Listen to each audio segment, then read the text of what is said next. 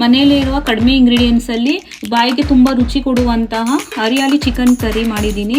ಈ ವಿಡಿಯೋನ ಕೊನೆ ತನಕ ನೋಡಿ, ಎಲ್ಲೂ ಸ್ಕಿಪ್ ಮಾಡಬೇಡಿ. ಹಾಯ್ ಫ್ರೆಂಡ್ಸ್, ನಾನು ನಿಮ್ಮ ಚೈತ್ರ ಕಿಚನ್. ನಾನಿವತ್ತು ಹರಿಯಾಲಿ ಚಿಕನ್ ಕರಿ ಮಾಡೋದನ್ನ ಹೇಳ್ಕೊಡ್ತಾ ಇದ್ದೀನಿ.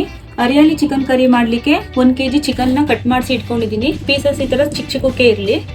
ಅದಕ್ಕೆ 2 ಮೀಡಿಯಂ ಸೈಜ್ ಈರುಳ್ಳಿ, ಪಲಾವ್ಗೆ ಹಾಕೋ ಸ್ಪೈಸಸ್ಗಳು, 1 ಟೇಬಲ್ ಸ್ಪೂನ್ ಧನಿಯಾ ಪೌಡರು, 1 ಟೇಬಲ್ ಸ್ಪೂನ್ ಅಚ್ಕಾರದ ಪುಡಿ, 4 ಹಸಿಮೆಣಸಿನ್ಕಾಯಿ, 1 ಕಟ್ಟಷ್ಟು ಕೊತ್ತಂಬರಿ ಸೊಪ್ಪು, 1 ಕಟ್ಟು ಪುದೀನ ಸೊಪ್ಪು, 2 ಗೆಡ್ಡೆ ಬೆಳ್ಳುಳ್ಳಿ, ಅರ್ಧ ಇಂಚು ಶುಂಠಿ, 3 ಸ್ಪೂನು ಮೊಸರು. ಇದಿಷ್ಟನ್ನು ಹಾಕಿ ಹರಿಯಾಲಿ ಚಿಕನ್ ಕರಿ ಮಾಡೋಣ ಬನ್ನಿ. ಇವಾಗ ಹರಿಯಾಲಿ ಚಿಕನ್ ಕರಿ ಮಾಡಲಿಕ್ಕೆ ಬಾಂಡೆ ಕಾದಿದೆ, ಎಣ್ಣೆ ಸೇರಿಸ್ಕೊಳ್ಳೋಣ. ಕರಿಯಾಗಿರೋದ್ರಿಂದ ಸ್ವಲ್ಪ ಎಣ್ಣೆ ಹಾಕೊಳ್ಳಿ. ಎಣ್ಣೆ ಕಾದಿದೆ. ಇದಕ್ಕೂ ಪಲಾವ್ ಸ್ಪೈಸಸ್ಗಳು ಬಿರಿಯಾನಿಗೆಲ್ಲ ಹಾಕ್ತಿರಲ್ಲ, ಅದೇ ಸ್ಪೈಸಸ್ಗಳನ್ನ ಹಾಕೊಳ್ತಾ ಇದ್ದೀನಿ. ಇದು ಎಣ್ಣೆಯಲ್ಲೆಲ್ಲ ಚೆನ್ನಾಗಿ ಫ್ರೈ ಆಗಿದೆ. ಇವಾಗ ನಾನು 2 ಮೀಡಿಯಂ ಸೈಜ್ ಈರುಳ್ಳಿನ ಸೇರಿಸ್ಕೊಳ್ತಾ ಇದ್ದೀನಿ.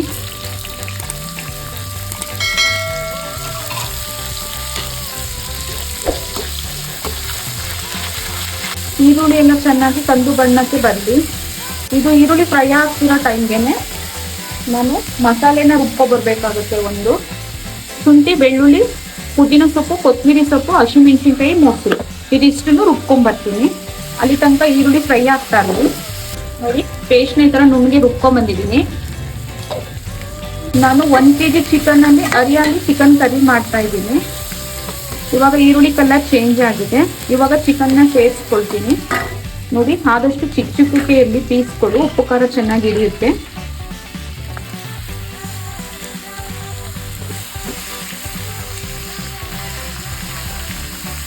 ಸ್ವಲ್ಪ ಅಡುಗೆ ಅರಿಶಿನ ಸೇರಿಸ್ಕೊಳ್ತಾ ಇದ್ದೀನಿ.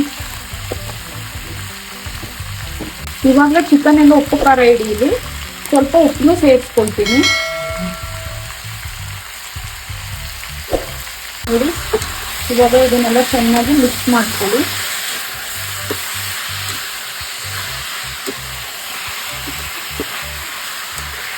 ನೋಡಿ, ಇವಾಗ ಇದೆಲ್ಲ ಚೆನ್ನಾಗಿ ಮಿಕ್ಸ್ ಮಾಡ್ಕೊಂಡ್ಮೇಲೆ ಇದೊಂದು 0.5% ಚಿಕನ್ ಬೇಯಲಿ. ನೀರೇನು ಸೇರ್ಸೋದು ಬೇಡ.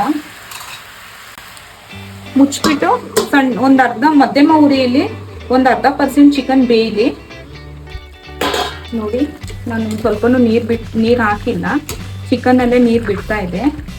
ಇದು ಬೇಯ್ತಾ ಇರಲಿ. ಹೀಗೇನೆ ಹರಿಯಾಲಿ ಚಿಕನ್ ಕರಿ ತುಂಬ ಟೇಸ್ಟಿಯಾಗಿರುತ್ತೆ, ತುಂಬ ಟೇಸ್ಟ್ ಚೆನ್ನಾಗಿರುತ್ತೆ. ಚಿಕನ್ ಮಾಡೋಕ್ಕೆ ಬರಲ್ಲ ಅಂದವರು ಈಸಿಯಾಗಿ ಈ ರೆಸಿಪಿನ ಮಾಡ್ಬೋದು. ಬ್ಯಾಚುಲರ್ಸ್ಗಳು ಮಾಡ್ಕೋಬೋದು, ಈಸಿಯಾಗಿರುತ್ತೆ. ನೋಡಿ, ಇದು ಇವಾಗ 10% ಬೆಂದಿದೆ. ಈ ಟೈಮ್ಗೆ ಅಚ್ಕಾರದ ಪುಡಿ ಸೇರಿಸ್ಕೊಳ್ತೀನಿ, ಏಕೆಂದರೆ ಖಾರನೂ ಹಿಡಿಬೇಕು. 1 ಟೇಬಲ್ ಸ್ಪೂನ್ ಅಷ್ಟು ಧನಿಯಾ ಪೌಡರ್ನು ಸೇರಿಸ್ಕೊಳ್ತಾ ಇದ್ದೀನಿ.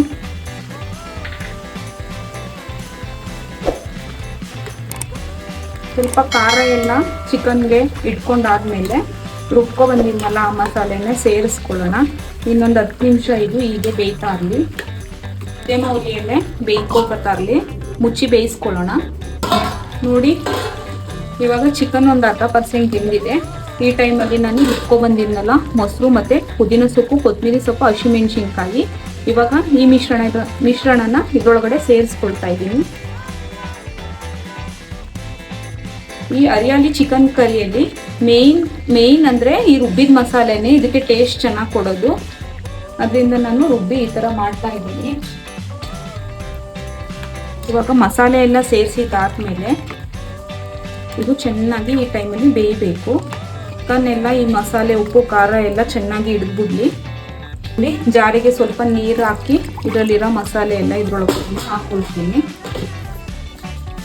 ಜಾರಲ್ಲಿರೋದೆಲ್ಲ ಹೊರಗಡೆನೆ ಹಾಕ್ಕೊಂಡು ಇದಕ್ಕೆ ಸಾಕು. ಇನ್ನು ಎಕ್ಸ್ಟ್ರಾ ನೀರೇನು ಸೇರಿಸ್ಬೇಡಿ, ಇದಿಷ್ಟೇ ಸಾಕು.